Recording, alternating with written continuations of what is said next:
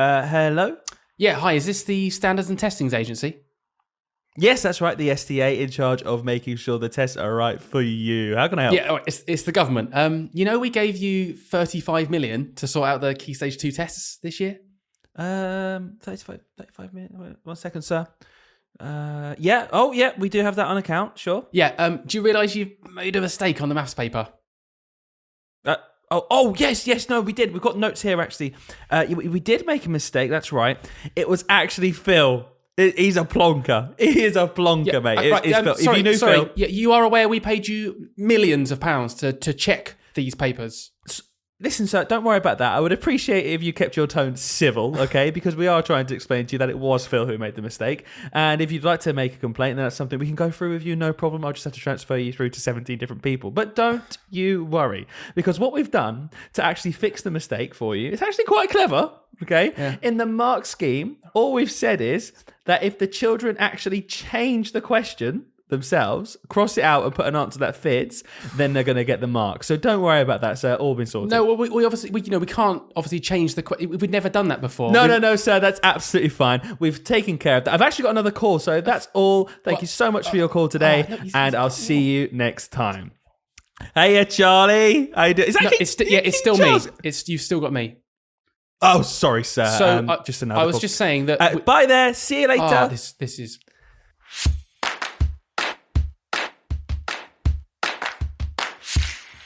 Hello, everyone, and welcome back to another episode of Teach, Sleep, Repeat. This is episode 16. My name is Dylan. And my name is Hayden. And that skit you heard at the start, an actual thing that happened. Well, okay, maybe that didn't actually happen. That wasn't actually a recording. But was it not? There was a mistake in this. No. That wasn't actually. That was something we recreated. No. I know it's very, very realistic, but we did recreate that. But yeah, Hayden, there was actually... This is just crazy, right? There was an actual mistake in the SATs paper. Are we shocked? Do you know what? Not really. There's been a mistake before a couple of years ago, but I'm shocked at the fact that they spend so much money on this every year. The only data we have, by the way, is back from like 2012. That's the last bit of data I can find that's publicly accessible on how much they spend, and it was £35 million. £35 million. For the Standards and Testing Agency for the SATs. So the SATs? Oh, for the SATs. Yeah, I thought you were calling them the SATs. No, that's like, just their budget STA. for the Key Stage 2 SATs. Oh my gosh. So the mistake, just so everyone knows, the mistake was in the maths paper. And it might sound insignificant to people listening who aren't teachers and stuff, but like you've got to remember how specific we are when we teach these children vocabulary in maths and how we look out for these kinds of things. And the question was, I think it was something squared. I think it was 4 squared or 7 squared, something like that, plus blank squared. So the exponent was written down, blank squared equals an answer. And what the children had to realize was that it had to equal 9. So something squared had to equal 9. That's what the question was asking. But the question said, write down the square number in the gap. Mm-hmm. Now there's a problem here because 9 is 3 squared and the children had to write down 3 in the gap for it to work. 3, if you're not sure, isn't a square number.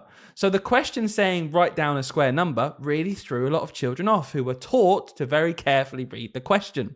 They know it has to add it up to answer 9, but there's no number that's a square number that we can then square to get 9 as an answer. So this is a mistake on the paper. Hayden, can you explain what the answer actual scheme said? So this is crazy. And this is what the reason we did the skit, by the way, is because we think they realized this, and which will explain the mark scheme. We think they realized this maybe in the later stages. Everything's printed, everything's been sent out or whatever, and they can't turn back now. Because the answer scheme says accept 3 as an answer, because obviously that is the actual answer they were hoping for. But because it says write a square number there, the answer scheme says if they've crossed out the little 2, it literally says that. If they've crossed out the little 2 and written 9 there instead, you just give them that as well. They can have that answer. So if they've changed the question. If they change the question. I love this because this is going to set a precedent and I'll teach all my children to do this. Just write 0 and change the question to 0 plus 0 or 0 squared. Yeah. Or 1 take away 1. It's fine. If we change the question, Good on you, lads. Let's get a mark. I just couldn't believe it. Do you know what? People listening that aren't in the teaching world are probably thinking, this is pathetic. Like, why are these guys even riled up by this? It's the tiniest thing. But you have to understand, it's never happened before. The children cannot change anything in the paper. And we explicitly teach them that you cannot change the paper. You can't just cross out part of the question and then put your own number there. That's not right. But they clearly made a mistake.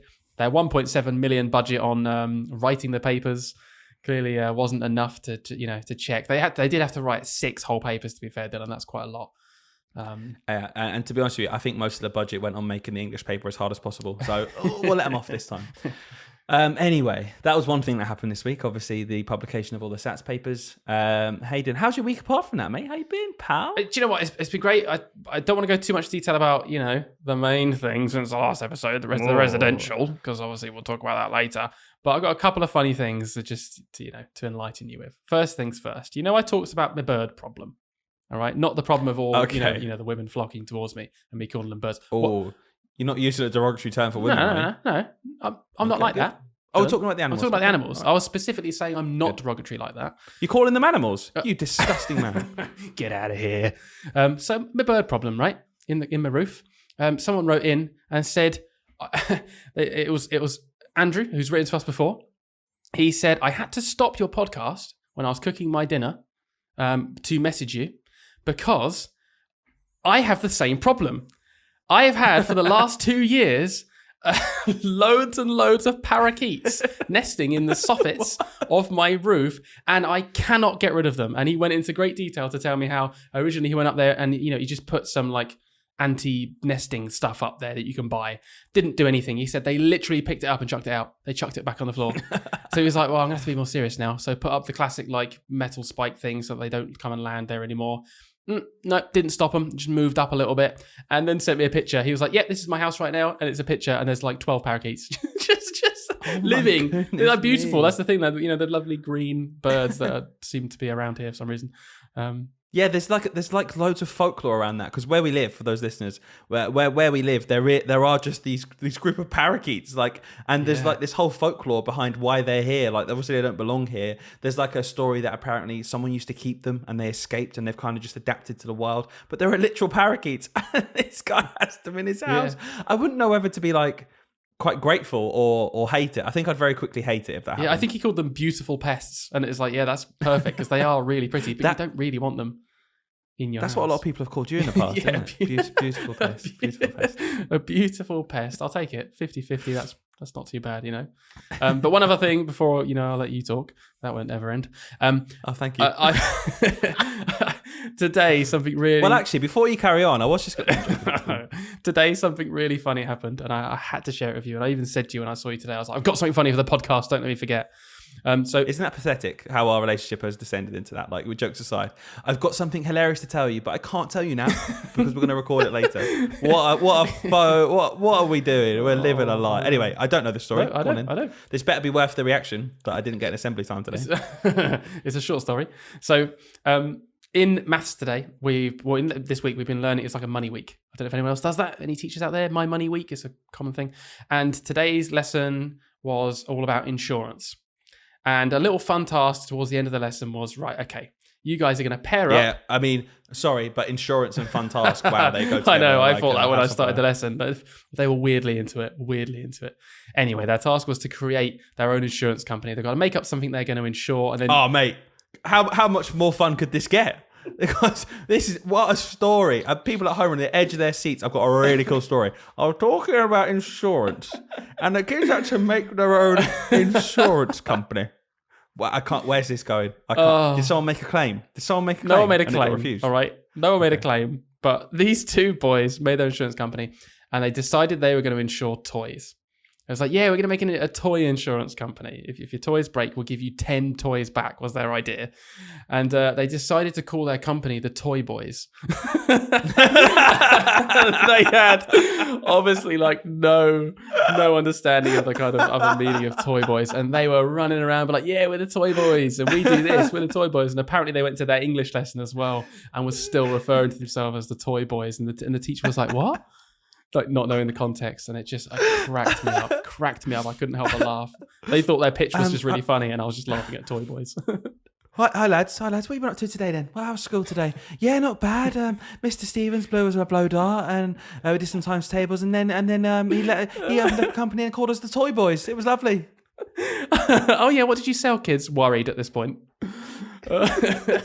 Insurance. Mum. Oh, that's all right so then. Fun. That's all right then. That, to be fair, was well worth the wait. I really regret going in on you there. I knew you, but just on your face, you're like, shut up. It's quite a good story. Yeah, it made me giggle. I was chuckling away. What about you? Anything It's funny, interesting? actually. I was going to actually, something I thought about just from that is we've been doing money this week. I know when you say my money week, that's with year 6 after the SATs, and it's very much like life skill with money. Yeah, right? exactly that. I've been teaching money to my year 4s, and I'm sure lots of teachers say I can't help but put it in the context of them because I think it's so important. And when we do money on the curriculum, it's like comparing amounts of money and knowing how pence and pound work and how to convert them and then maybe using them in a context of like an addition problem or subtraction or something like that. But I can't help but go into like almost just a discussion with them about money and just to see how they understand money, because the curriculum's quite outdated actually when it comes to money, because we spend a lot of time looking at notes and coins, and albeit important, 95% of my transactions are cashless, and in society it's going that way. Where children need to kind of learn as well. My children didn't know this from the discussion. They didn't understand how a bank worked. They didn't understand what a card was. They didn't quite understand that when you tap your card, that's not just like a confirmation you want something. Real money has left your account. And we kind of got into that whole discussion of, well, how do you get money in your account? And they thought the bank just gave people money. And I was like, no, the bank's job is to hold money. No, the bank's money is to steal your money when they need it. To steal your money. And the point I was making to them, I really wanted just to make this point in that, like, more for like their parents at home to be like, when you're asking for something, if you know how much you get paid per month, because they were asking me how much I get paid. And they were like, "Oh, just tell us. Just tell us. Is it over £100?" And I was like, "I'm not going to tell you, but all I'll say is it's more than £1,000 because I knew they'd think £1,000 was huge. Yeah. And it's more than £1,000 every month that I get paid to do this job." They were like flabbergasted, like, "Oh my, what? Like, what do you get? Like super soakers every week? Like what toys? Oh my gosh!" And I was like, "Okay, but I'm gonna do something now. I'm gonna explain to you every single thing that comes out of that immediately before I even see it." And I was like, we have to pay the government money because that's how why we can go to the hospital and why the police get paid. Yeah. We help to pay for that kind of thing. And then I've got to pay my bills. I live in a house. I've got to pay them. I've got to pay back the money to buy the house. I've also got to pay for something that we like to call eating. Yes, like I was just doing all this joke as if to say it gets taken away by everything you don't take into account. It's not just toys and stuff. Yeah. Anyway, the conversation evolved, and I happened to have my wallet with me that day, and I had a note, and I had some coins, and I had my bank card. So I got it all out. For them, and they see your wallet, they're like, "Oh, you've got your wallet! Oh my gosh!" I was like, "Yes, this is like," and I got out a £20 note, and I was showing it, and I got out some coins, and I had my card, and I was like, "Well, what's the difference between these? What can I use them for?" Thinking I was being like, "Oh, look at me, like a really hands-on teacher. Look, this real £20." Just dropped a stack of 50s. Oh, sorry, kids. Sorry. Yeah, just that's $7,000. Sorry. This is where it's going. No, because there was one kid at the front. No, I didn't actually do that, but there was one kid at the front who kind of just like sat back in his chair, and we're on video now. I don't know if you knew, so you can actually watch this on the video. Me acting this out. So I know I'm going to drop out the mic here. So he just sat back like this, right? And he just kind of like, as if he was like fed up with me, right? And I was like, "Are you all right, mate? What's the matter?" And he was like, "Oh, I know what you're doing." And I was like, What do you think I'm doing? You're just trying to show off because you got the money. Flexing. I had £20 in my hand, and I was like, he thought I was just showing off. Yeah. I was like, "Oh, okay, I'll just put this back and I'll just go back to my smart board with a crudely drawn queen on my £5 specimen on the board." Zip up your bag where you went to the bank this morning and got your whole life savings out. Won't show him that. Yeah, the idea that I was actually trying to show off, but he just called me out on it. Yeah, you can't do it now. Yeah, no, I'm not trying to show off. I get my phone like, "Cancel the parade, cancel the money, cancel the money gun." I'm not. No. We're not gonna do it anymore. Yeah. Is Chris Tarrant here? Tell Chris Tarrant to go home because they're not gonna be impressed. Don't play the video of me a millionaire. Don't do it. No, stop. Pull the plug. No. Everyone knows you're on Who Wants to Be a Millionaire, by the way. Did we ever mention that? Did we mention that you were on Who Wants to Be a Millionaire? I don't think we did. We probably shouldn't to the podcast listeners because they might think you're showing off like the kids did. Just have that kid again. This guy. Nah. Yeah. Not showing off. Just saying something that's true. Not showing off. What you did was essentially what we did in My Money Week. Basically, we talked about budgeting, expenses, and outgoings and all that sort of stuff. This is the problem. The actual learning objective for the lesson was to compare amounts of money, which we ended up doing for like 20 minutes at the end. Because I just felt like that was like just in the grand scheme of things. Yeah. I just feel like sometimes the conversation takes you down. They were so engaged in like that's good though. Just learning more about money and like. You know, when your parents say, no, we can't afford that, and you think, well, you get paid. It's like, it doesn't work like that. That's not how real life works. So yeah, that was really fun. I wanted to bring up something I did in assembly to you, just to completely undermine you, because I thought it was funny. So we have, in our school, every term at the minute, we're doing a times table rockstar competition. And I think it's like correct answers per pupil as an average per year group against each other. And it's really to encourage the lower school to kind of get on their teacher rockstars more because the year 4 times table check is coming up. And but year 5 and 6 are kind of, you know, getting on board as well. So we announced we have this huge trophy, and Hayden and I were in assembly today, and the year 5s knew they'd won. So they kind of were like, they were coming to assembly, like giving it the big I am. They knew it was being announced. They were like whispering to each other, yeah, we've won, we've beat them. Yeah, we smashed it. We came from behind.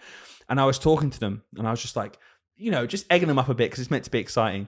But then obviously you're in assembly. It's meant to be quiet, and teachers, without noticing what was going on, were just like, shh, it's assembly. And I was like, oh gosh, sorry. But I turned around and Hayden's behind me with this trophy in his hand, this big glistening trophy. And then Hayden starts trying to like, you know, just be fun with the kids and rile them up. And I was like, Hayden, shh. Yeah, but staff are just trying to get them to calm down a bit, so let's not rile them up. And Hayden went, okay. So I immediately thought of an idea to rile them up. I just said to him, no, don't do this.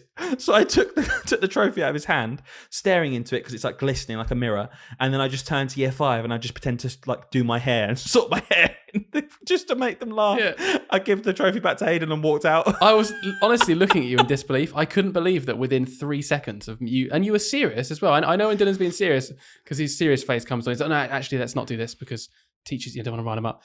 Immediately does it. I'm looking at you thinking, did you really just do the thing you just told me not to do instantly after I was going to do it? the thing that's worse about this is I didn't even plan it. I was being genuinely serious. Oh, I don't want to get the kids in trouble when it starts writing them up. But then I just thought of something funny and I was like, oh, that outweighs it. Funny thing. Let's do that. Yeah, I like that you just left. You did leave straight after as well and left me with the I had a group. I had kids waiting in my class. I need to go and teach some maths.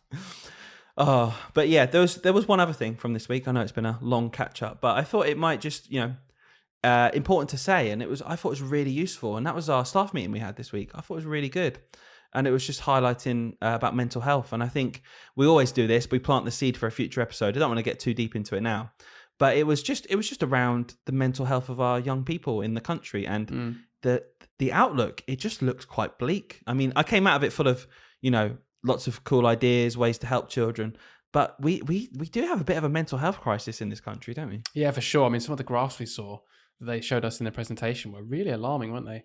In terms of the differences, even in the last 5 years, like you could see it was like a huge spike in people sort of self-identifying or being diagnosed with any kind of sort of mental health issue. Yeah, it was scary. It was like 20% in some of the, I can't remember like what the group of people it was. I think it was like likely to have, like based on statistics and stuff, because it's so hard to get diagnosed because of backlogs and waiting times and some people not coming forward. It was like best guess kind of thing. And it was a huge proportion. And, COVID's had an impact, but I think lots of things are culminating. I don't think it's as simple as to say, well, COVID, I think that was definitely a factor. But there's lots of stuff in our society that, it's good that we're getting the training, basically, is what I thought. I thought this is cool because there's certain things I need to take out of this, ways to approach children, ways of legitimizing their emotions, which we've always said, haven't we? We understand that's important, but it's and there's one example I just want to say, which I know everyone does, and it'd be really interesting to hear what everyone like who's listening to this then probably say, oh, I've done that before, but which is we think is helpful, but it's quite harmful. And the example given was when a child kind of comes up to you and says, oh, I'm so stupid. I'm such an idiot. I'm this, I'm that, and they talk negatively about themselves. And our natural reaction is to kind of immediately jump in. It's, no, you're not. No, you're not. No. You're not. You're not. And it was just this idea of they immediately don't feel listened to, and they're whether it's true or not. And we're not. And the joke was, don't agree with them. Like, we're not saying say, yeah, you are stupid.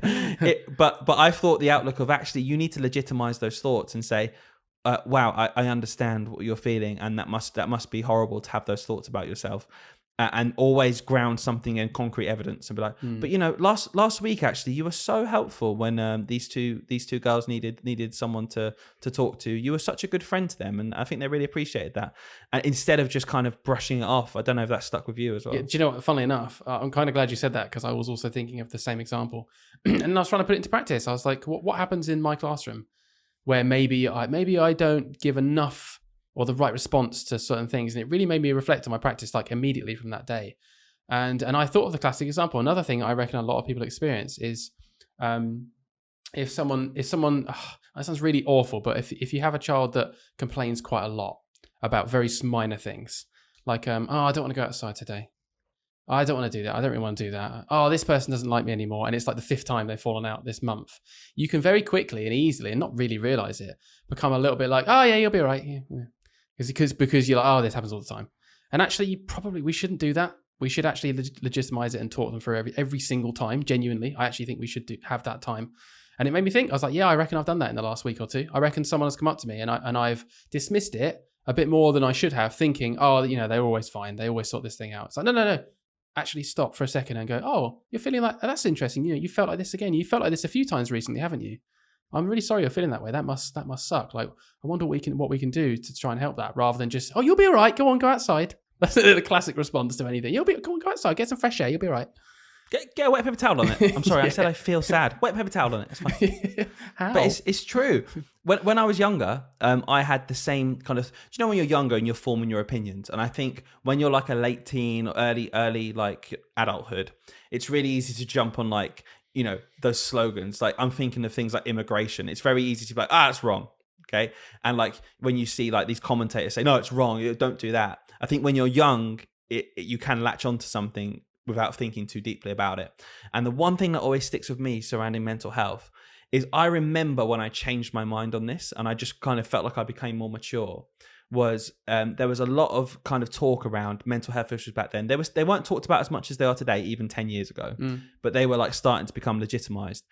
And I remember someone said something about, oh, they're just attention seeking. When they say like, oh this, oh that, oh me, it's very easy to be like, oh, you're just seeking some attention. And I remember the day that my thought on that switched, and it went to thinking, okay, so yeah, like that was so what? Like, okay, so there's two options here. They're just seeking attention, and I'm going to give it to them. And oh, aren't I a fool for falling into the trap and giving them attention? No harm done. Yeah. Or they really do need attention. They're seriously in a conundrum. They get that attention they need and they're helped. And it's like, cool. That is without doubt better than the other option, which is I just assume they don't need it and they need help and they don't get it. It's like, cool. Give everyone that help and attention. We're going to catch the people who need it. Some people who don't need it got it, and they got a bit of attention they were craving. Yeah. Cool. That's better though, isn't it? That is better than the other option of, they're just all seeking attention. Oh, yeah, it's all rubbish, isn't it? And those people go slip through the net. Yeah, and assuming that no one needs help, no one gets any help. We have this toxic culture form where stiff upper lip, everyone. Don't tell anyone about your problems because you're just attention seeking. I agree. I do find it weird that attention seeking even has a negative connotation, doesn't it? It sounds like a bad thing. I'm conditioned to think that's a bad thing. Attention seeking. That literally sounds like a negative thing to me. And it's mad. It's like, why is that negative? They need some attention. Like, what? Mad. Especially when you talk about children, is all I wanted to say. Yeah. Like, they're developing so much emotionally with hormone development and things. Yeah, okay, it might be annoying, and they might be seeking attention. Cool. Yeah, give it to them. Oh well. Yeah, just give them the attention. So there was one other stat that I thought was interesting, and I just want to get your thoughts on it. Really, I don't know if you noticed it in the training, but it was that it was a stat that showed across 3 age groups. That's what it was. It was like really early children, like teenagers, and then late teens, which was 16 to 18. And it showed that whole like likely to have mental health problems or issues.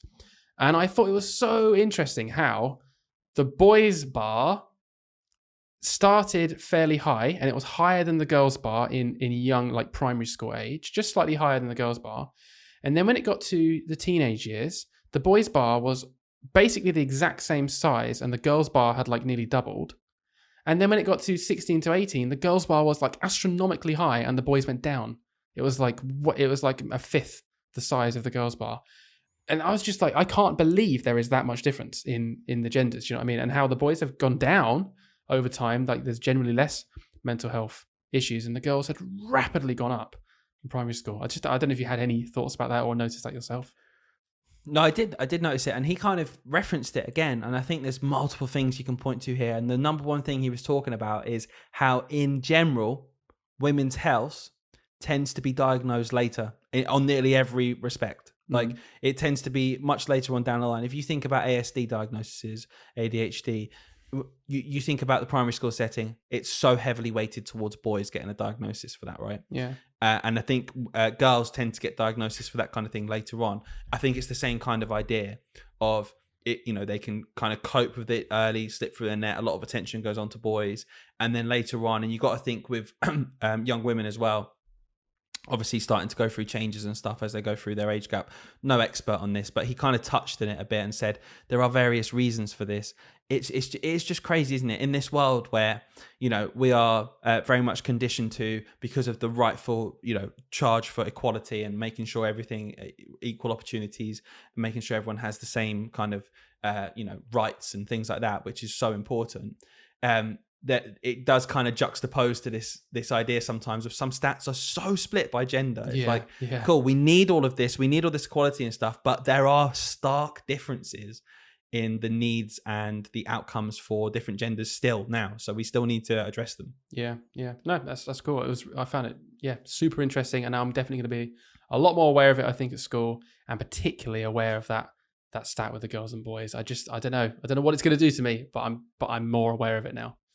Shall we give the viewers and the listeners a little break through the jingle? They can, like, you know, they do the usual, go get a cuppa. Should we do that thing that we do where we do the same joke for 6 episodes in a row, eventually become bored of it, never mention it again, but like the Prick Sticks? Should we do that with the jingle? We could do the Prick Stick story. 7? Oh, okay, yeah. Jingle time, guys. Go and grab a drink.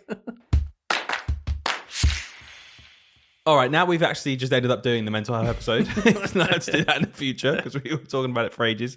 Let's go into the bulk of this one. You all clicked on this episode. By the way, very quickly, last week and a few weeks before, Hayden sometimes says like, "Oh, don't want to spoil what we're talking about, guys. Keep in touch." They've clicked the episode, mate. It's in the title.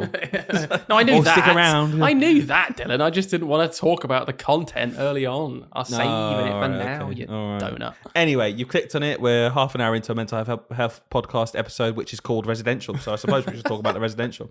You went on one last week, Hayden. I'm going to throw it straight over to you. Obviously, residential's huge part of a kid's development. I think every person in the country will remember their primary school residential trip. Like really formative memories for them. Really like big steps, you know, overcoming fears. Hayden, Mental what was health, the biggest thing that happened when you went? Well, they'll all remember something. They'll all remember the day that I got noticed. I got recognised. What do you mean? The most important thing that happened there, all about me. What are you on about? I'm only joking, but in all seriousness, I know it's hilariously selfish, but something cool that happened was wait, is this actually about you? yeah. It's actually about me. I knew you'd take the mic, so I thought I'd go in first. Here we go. Go on. All right. So I'm not even joking. This is so cool. I feel famous, right? I was standing in the little playground area where we all have to line up and meet the next instructor for the thing, and a random child from another school came up to me. I thought maybe they had an issue, maybe something happened with one of our children or something. And said, "Excuse me," really polite. "Excuse me." And I was like, "Oh, you okay? Hello." Not knowing who this child was at all. He said, "Are you, do I recognise you from Top Dog?" And my face lit up. I was like, "Yeah, you do. How?" And I was just like flabbergasted that some random person, top fan obviously, had recognised, just seen me across the playground. I thought, that's that guy. I've watched their YouTube videos. That's unbelievable. Yeah, so there you go. That's amazing. First time. So for those that don't know, Yeah. it says it in the bottom left corner of our podcast, but we run the company Top Dog Podcast Tutoring. title. Podcast title, yeah. Podcast thumbnel. Podcast Not thumbnail. title. Yeah, thanks for interrupting with the wrong answer. Top Dog Tutoring. And we make YouTube videos for children. It's not something we'll talk about that again in the future. But yeah, he recognized me from it. So I felt quite famous. And the kids from our school, a lot of them were kind of earwigging, obviously, and saw that I was talking to some random child. And they were like getting territorial and defensive. Yeah, ready to fight for their teacher. And they were like, "Way!" when I came back over, and one of them gave me a big pat on the back and was like, "Way, Mr. Stevens, in the presence of a famous man." Started tapping me because this one kid had seen our videos, and that was the highlight for everyone. Oh yeah, for sure. Yeah, forget kids conquering their abseiling fears or anything like that. Yeah. A guy recognized me from YouTube, people. Yeah. Yeah. Can I tell you, this is so sad. And again, if you don't work with children, you'll be like, what? Really? Is this anything? But any teachers will know how much of a win this is. I can honestly say every single child that we took, which was 54 kids, ate their food without any trouble. Every lunch and dinner time, no one had any problems. They all just got food, sat down and ate it all. And it was amazing. Because that never happens. And that, ladies and gentlemen, is the bar that we set our children in modern Britain. It doesn't happen. They know eat this. their food. You know this. If you're listening to this, you're thinking, wow, there's always, but I can't eat any of this, or I feel sick, I'm not having any of that, or someone refuses. Amazing. And the second best bit, actually, this is the best bit. That was the second best bit. They all went to sleep. They all oh my goodness. went to sleep. Our children ate and slept. They ate and Teacher of the year. slept. Okay. Oh my goodness. We always I'm joking. reside it's huge. ourselves. It's huge. Don't we? I mean, you were on a residential last year, and we know we prepare ourselves mentally as teachers. Like, we're going to be up till 2 a.m. because the children are just going to be just constantly annoying and up and excited, which I'm all for, by the way. I'm actually I love that the children do it because it's often their first experience remotely of doing something like this. So I'm like, yeah, whatever. There's got to be boundaries, but this is the time to let them have a little bit of fun. But they weren't. Absolutely. It was it got to 11 p.m. and we were sort of sat in the corridors thinking, right, we better go and check. And everyone was asleep both nights. And I was like, oh, this is bliss. This is bliss.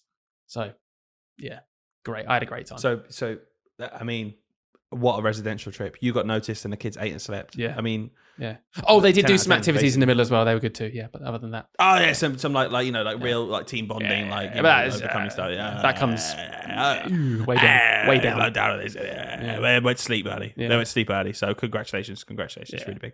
Yeah. I just thought that we could kind of expand on this a little bit more and just talk about residentials in general because they are unbelievably important, right? I think there's no doubt about that. Unbelievably important. But as always in this podcast, we like to talk about the things that slightly annoy us sometimes. So I'm going to dive straight in. Oh, me? No. Me complain about something? We don't moan. Mildly inconvenient? No. We love it. For the first time the other day, by the way, someone said, it's making me question my whether I'm going in the right career or not. I felt awful. I felt awful. But the context was that she'd kind of come to the podcast a bit later. Might be listening to this right now. The podcast. Yeah. And the podcast, because I can't talk properly for more than 10 words in a row. So obviously I got that word right. On the podcast, and she was up to, I think, just finished episode 7 and 8. And I think that's when we kind of realised that it might be coming across a little bit moany. Yeah. And I think episode 10 was our favourite primary school memories ever. Yeah. So I was just like, oh, keep going, because I think we do realise this, and we get very much more purposely positive. But anyway, lost track of what I was saying now. Going back to the residential, I think it's such a good thing for the children. But I've got to come in with something I see consistently, which is that if you happen to be put in the year group in which the residential happens, sometimes year 4, sometimes year 6, other times I'm sure in other schools, at any point, the expectation, therefore, to go on the residential trip, as if it's not hours and hours of extra work that you're just expected to do because you're literally leaving your house and going and staying and facilitating a holiday for your children. Yeah. This really splits teachers. I think teachers right now are very heavily towards workload's too high. It's unacceptable. That's why there's so many strikes. But this is a real leveler. I see a lot of people arguing, saying, no, this really is, it's for the children. It's part of the job. You should just do it. What are your thoughts on the whole situation of just kind of the expectation? Well, I'll just say, firstly, I've been very fortunate in my career to have never experienced that pressure. So the schools I've worked at, and I've been on residentials of all the schools I've worked at, And not once have I felt like it was an expectation of me to go. It has always been very much will you, a question, which is really nice. So clearly a lot of schools are doing it right. But I agree, and I have seen, and I think we've even seen maybe the same like online discussion where loads of teachers were pitching in with their opinions on this. My personal opinion is that, of course, it should not be an expectation. Like you said, some residentials are 5 days long. We saw teachers there that were like, yeah, we're on day 4. And I was thinking, Christ, day 4. Like 3 days feels a lot like a long time to be away from home and basically working 24 hours a day. Obviously, even when you're sleeping, you can be woken up by the children that need things. You have to be ready. So you are working the whole time. So for that reason, I think it's ludicrous if there are any schools out there or any members of SLT that maybe organise a trip that actually expect their teachers to go on it without asking them, essentially, because it's just mad. And I know there's lots of teachers as well in positions where they just can't. They have life commitments. Perhaps they're a carer, or they have like animals and things to look after, and they just can't. Like, it might cost them loads of money to let's say put their animals in kennels or something if they've got dogs.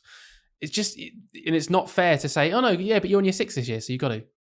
It's like, okay, well, it's still just a job. Like, okay, take the year 3 teacher. Well, why is that different? Yeah, and what really, there was one point. There are certain points I get when people are like, it's such an important thing for the kids. Schools have to make it happen. I actually agree with that. I think schools should do what they can to make it happen, even if it means, like you said, taking a teacher from a different year group who can do it or wants to do it, and then like shifting around your staff for the week. Like, I think that's absolutely fine.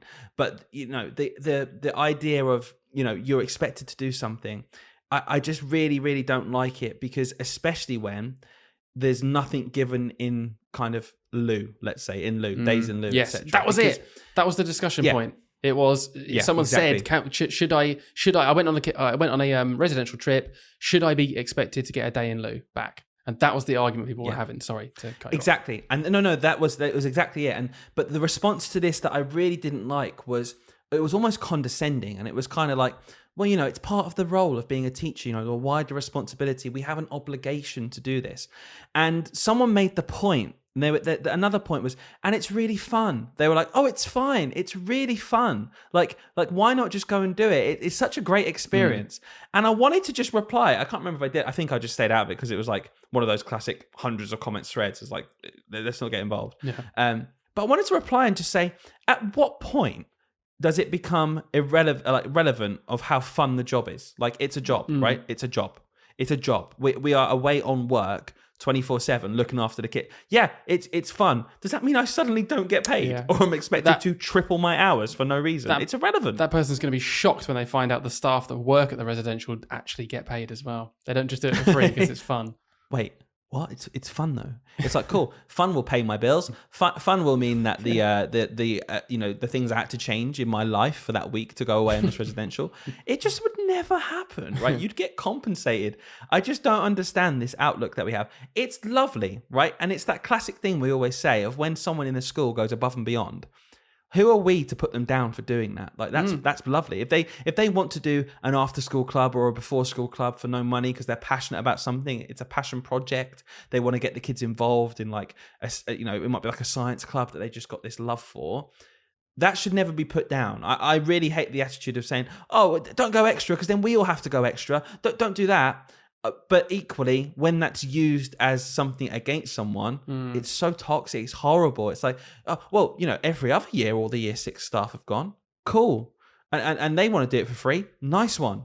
Yeah. I don't, so I'm not going to. I know. And that's the thing, isn't it? And people often said to me in my career, I've heard it from multiple experienced people over time, which is that it is nice when people do things that are above and beyond the contract and what we need to do, what we're required to do. But when it sets a new precedent, then it's a problem. And unfortunately, we're human beings. It does tend to do that. So I do understand why people say, people get annoyed at people that go above and beyond. I do actually get that because maybe they've just experienced in their career, every other time that's happened, a new precedent slips in and now that's the new standard and suddenly everyone's workload's higher just passively because enough people did this free thing. So I think we have to be really, really careful of that in this career. A career that's probably exclusively got to the state it's in because of people's goodwill, just being taken advantage of, and then becoming expectation over time. So it's a really hard one, isn't it? Because like you said, I equally don't want to put those people down because they're passionate and they're doing something amazing. So where is the line? Where's the middle ground of what we do? I think, to me, the middle ground in that situation is allowing that to happen, and especially thinking from a leadership position of absolutely loving someone doing that.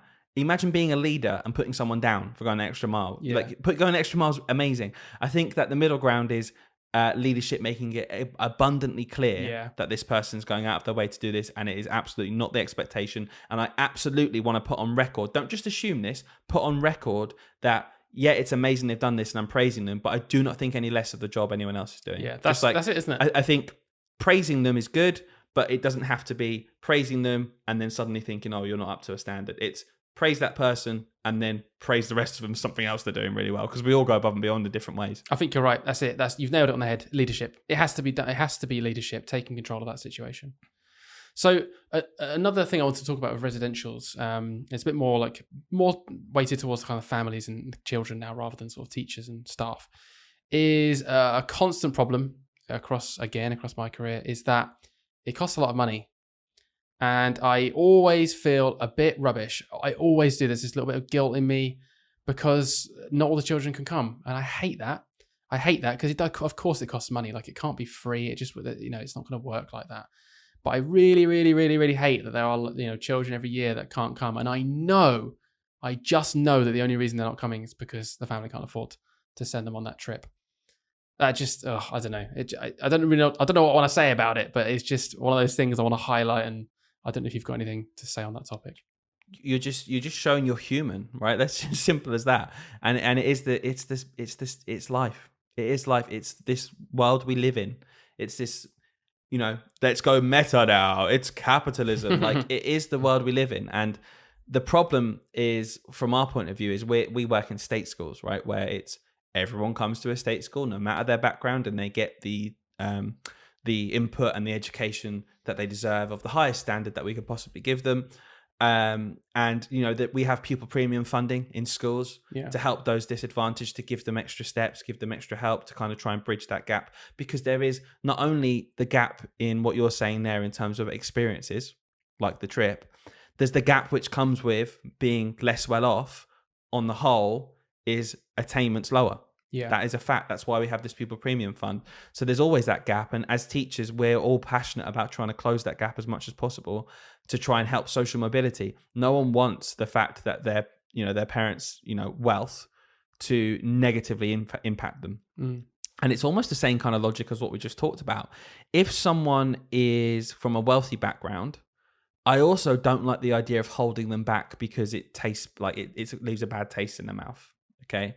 I don't want to kind of hold people back from excelling, but I'm really, really, really passionate about not letting people dip because of their lack of wealth. Wealth inequality. And I think that's really important. And we're always trying to bridge that gap. We're trying to close that gap. And as society becomes less and less equal, that gap's going to get bigger and bigger. And, what you're saying is one symptom of that, where we work in a state school where we provide everyone with an equal education. Apart from, by the way, this really important social aspect, which like molds you as a person, and you get to go away from home for the first time and you learn lots of stuff. Apart from that, you can't get that, because you can't afford it. And that is just, it's just... From our point of view as teachers, that's always going to sit badly. Because over the years, there are children that I can just think of in my head now that I know haven't come on the trips over the years, who I just think, God, they would have benefited so much socially from that trip, and they didn't get to come. But the two things that I've experienced that the schools have done, because obviously, like I said, I've worked in different schools that have had residentials, are as follows. And I think they're pretty decent workarounds, to be fair. So one school I worked at 1 year, we had a really, really high percentage of pupil premium children at the school at that time. And we were able to allocate the funding to basically pull together enough money that they could all go. And a lot of that came from pupil premium funding, where it just worked out. And I was so pleased because everyone got to come on the trip. So that was like a dream situation. But typically what happens, and it happened this year with us, when children don't come, is the children that stay behind equally do something fun and adventurous. And I must say, the teacher in our year group who stayed behind this year went to so much effort to genuinely put on an actually amazing few days for the children to stay behind, to the point where I was actually worried that some children would be like, that were coming on the trip, but would be like, can I stay? Because that sounds really good. And they had such a good time. They went outside and did lots of activities and team building stuff. And they also got to go on like a little cinema trip. It was like they had, and I'm so glad, and it makes me feel so much better that they actually did have a good time and they weren't just sat at school thinking, oh, I wish I was on that trip. Yeah. You know? And so much of our job is like, I think it's underestimated, and I underestimate it in myself, how much of like an emotional toll things have, because it does really emotionally affect me, seeing inequality like in front of me. And like it makes me feel horrible that I'm so powerless. And I think that's what makes me feel so passionate. Like, you know what I'm like, Hayden, in terms of my political outlook. I'm quite outspoken, and I love talking about it, and I'm very passionate about these things because I literally see it in front of me. And I think every school teacher can say the same thing, that we get to see such a cross section of society. And there'll be some schools in affluent areas, some schools in poorer areas. But most schools, you will see a cross section of every background you can. And you see some children in your class who you make such a bond with that you try so hard to make such an impact on their lives. And you love these kids by the time, after a few months, you make such a bond with them. But it's so emotionally wrenching when you just make that realization that there's only so much you can do because of the social structures and the social limitations on their background and where they've come from. And you're applying band-aids sometimes. You're like just trying to get them through, and you want the best for them. And it's so frustrating when that has to come from structures that you don't have control over, like social care and education as a whole. And that's where my passion comes from. It's like, these are the most disadvantaged kids in the country. I don't care. I will argue to the hilt that it's irrelevant, their parents' situation, and whether you think they deserve it or not. Yeah. There's a kid here. There is a literal child here. And it's the kind of argument that makes me think, of course, school dinners need to be free for children. They are children who need to eat food. And that's one way as a society that we can just make sure they get one good meal a day. Is that like too much to ask, really, that as a society we can club together to feed our kids? And if you don't want to take that up because you're wealthier or you want to have your own, fine, do that then. But oh no, someone got a free dinner and their parents might have afforded it. Get over yourself. Give the kids food. Like it just gets as simple as that for me. And there's these small things we can do. And I'm going on the rant now because it does really affect me. It does really affect me when I see such unfairness, and I'm so passionate about trying to make a difference, but I only know there's only so far one person can go in like an individualistic term. We need like wholesale change. I feel like I might have rolled you up by telling you that obviously not all the children at our school got to witness me being recognised. So I apologise if that's kind of made you upset, because I understand that obviously would have been a huge life-changing moment for our children, and that is social injustice. That is social injustice at its heart. We need more kids seeing teachers getting recognised for YouTube videos. Yeah. So I do apologise for running you up there, Dylan. But I think it's time to move on. We've got one final section before we leave you, lovely viewers and listeners, today. And today we've got a little bit of toxicity in schools. But before we do that, before we do that, Dylan, you're going to come in and plug all of our channels and stuff? Guys, please, I'm going to be really quick and to the point today. Okay, which is hard with the length of our usernames, but I am. Can you please give us a review on Spotify? It really helps us. It legitimizes us. It's going to help us get more guests on the show. I say more guests because we have 3 guests line up. We have 3 guests coming on the podcast in the next few months, so watch out for them. Please give us a review. Please share it with your friends. That's the biggest thing. We want to share and get the audience bigger and bigger. Follow us on Instagram, Teach, Sleep, Repeat Podcast. Send us an email, teachsleeprepeatpod@gmail.com. Send us a text message if you've got our number from last week. Hayden, back to you. Guys, as you can tell, Dylan loves having a bit of a rant, as he calls it. So I thought, what better way to end this podcast than with a bit of toxicity in schools? And actually, Dylan, I think this will spark a nice conversation. So I'm going to read to you something that, as always, I've read on a forum, and I thought, that's interesting, an interesting opinion. Wait a minute. Before you start, I'll just get my blood pressure monitor ready. And we can have that live count on the side.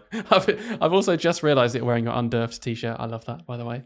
Go and check out our earlier episodes if you have no idea what Dylan's t-shirt means. It's taking the mick out of me. Wreck-It Ralph, ready? If you know what I mean when I say Wreck-It Ralph, then you are an OG. An OG listener. Right, you ready for this, Dylan? You're gonna get all underfed and riled up. This person said, I work mornings every day, 0.4 contracts. Quite common. Okay. God, that's so annoying. Trying to get me riled up already. Yeah, I haven't done that bit yet, mate. I understand that I do not have to attend after school meetings, obviously part of their contract. I've offered to join on Zoom, but this has been turned down on the grounds that if I'm granted this, then others would start expecting it. I hate that excuse, by the way. Sorry. So? Yeah. Oh my gosh. Hate that. Well, if we give you this thing that's perfectly reasonable, everyone else might want this perfectly reasonable thing. Hate that, by the way. Very toxic straight away. And they put, I don't get why that's a problem.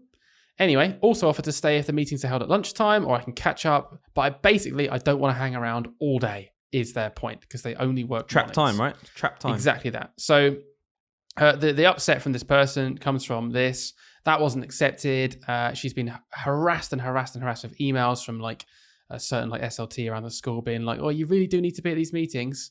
And wait, I thought it was that she didn't have to. Oh, she's saying she shouldn't have to come. Yeah, she's saying to. So like she's saying it's very much in her contract that she doesn't have to. But the school are now, her head of department, I think it's a secondary school, is really peed off basically and upset that this person isn't attending these meetings because they need to get the information. Cool. And has had loads and loads of emails about it in the week. And now they're saying things like, oh, you need to get explicit like permission written down that you don't have to be at the meetings and all this rubbish. And it's like just making this person's life hell, basically. And she's just said, I'm being made to feel that I'm difficult and that I'm not a team player. And I don't want to have this talk with this person. Like, it's making me really uncomfortable and I feel harassed. So there you go. Let me start off by saying, okay, that's like agony Dylan. Here he goes. Like I realize that I go off on one and maybe it's emotional sometimes. And I think once or twice I've said things that maybe I look back and I'm like, oh, maybe I'm overreacting. But I'm going to do it anyway for the memes. I'm going to do it anyway. I'm going to do it anyway. I struggle to understand, let me put this mildly, how those people literally exist. Mild. Nice and mild. I really struggle to understand how someone can be in that situation where they know the contract of this person. Instead of just being a normal human being and conversing with them like a human rather than a child, and maybe realizing that it's a job. This sounds like the kind of person who maybe takes their job very, very over the top seriously. Like we were saying earlier, goes above and beyond, perhaps, is head of a department because they've worked incredibly hard and all fair play to them, but seems to think that projecting that onto other people is acceptable. It's not, for a start. It's not acceptable. You are there to fulfill a role, and she is fulfilling her role, this person, as much as she needs to. If she has offered so many solutions to this problem, which don't involve her wasting 4 hours of her time to what is essentially becoming full-time because she's in school that whole time. She's not coming back. That's ridiculous to expect her to have to stay that long without compensation. At least there could be a discussion of, well, perhaps we could move your PPA to this afternoon and you're getting paid, therefore, to stay in school and do your stuff. Let's look at, can we just think about this from the meta perspective now of we do so much out of school anyway. Why are you trapping my time? Also, like, this woman has marking to do. This woman has planning to do. She might have an afternoon where she's agreed this contract because it's a morning 0.4 contract. Therefore, she has to go and do something which can't be moved. But even if she doesn't have something which can't be moved, it's not her job. Let's repeat that one more time. It's not her job. Yep. I don't understand it. I really want to have someone on. I truly do, who has this kind of mindset of this person who's head of this department, and I'll pretend to be civil for 5 minutes whilst they're talking, but I just want to hear like their rationale, because maybe I'm missing something here. Maybe I'm really out of touch. But to me, the argument always seems to be, well, it's work. Well, what are you gonna do? Well, isn't it a tough one? Sport. But that's when the meeting, that doesn't wash with me. I don't get, you need to explicitly explain how it's acceptable for you to expect me to do something which is literally not in my contract just because. Get over yourself. I'm not doing it. Well done, Hayden. You got me riled up. Do you want to carry on with this? And thank you for listening to this episode of Dylan's Rants. I'll just touch on one point a bit more, which is you mentioned trapped time. I think it's interesting. I think it's good to talk about it. I don't think everyone knows what trapped time is necessarily. But for those that are listening, it might apply to your jobs as well. I don't know, but it certainly does in teaching.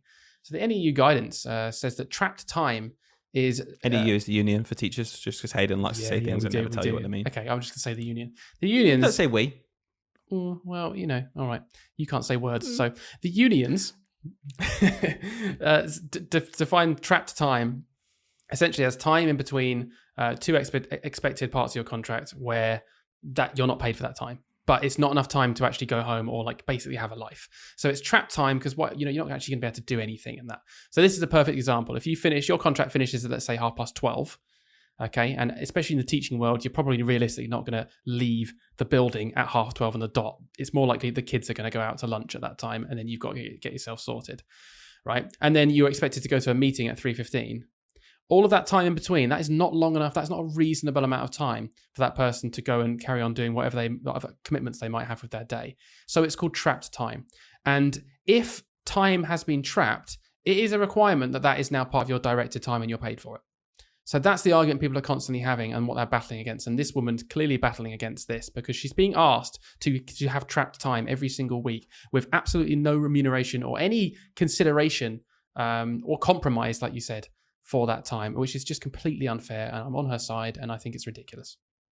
Well, I guess at the end of the day, what I can say, at least the directed time system is completely fair and works perfectly. So, just take the directed time. Yeah. Don't go there. Okay, I think it's time to wrap it up there. So before we finish, a couple of things. Guys, please get in touch with the story from the classroom. I know there are so many listeners, I say it every week, that kind of listen along, love the podcast. If you have a story, it can be anonymous. So it can be embarrassing. We won't reveal your name. We'll know because you'll message us, but we won't say it on the podcast. Please get in touch with us. We are so excited to get guests on the podcast. We're not going to say who yet, but some really exciting people are coming on here to share their wisdom, share their stories. We're so looking forward to bringing it to you guys. So thanks a lot for listening again to what was a 50-50 episode today, really. I guess we had a bit of a chat. And 50% you chatting, 50% you ranting, so it was good. Which, there's 1% of you in there somewhere. I don't know. Was it my baldness? Oh, we nearly went an episode. Oh. Without mentioning it. We were so close. I'm actually annoyed that you've done that. Yeah, no, I'm That's not. actually really annoyed me. That's good. Well done. You've riled me up one more time. Hey. I think there's actually going to be a different title for this podcast. Anyway, I'm getting riled up just thinking about it. Dylan Gets Riled, part 1. I don't know. Residentials. If you're still listening, it's unbelievable. If you're still watching, get a life. And I'll see you next week. What are you doing? Bye, guys.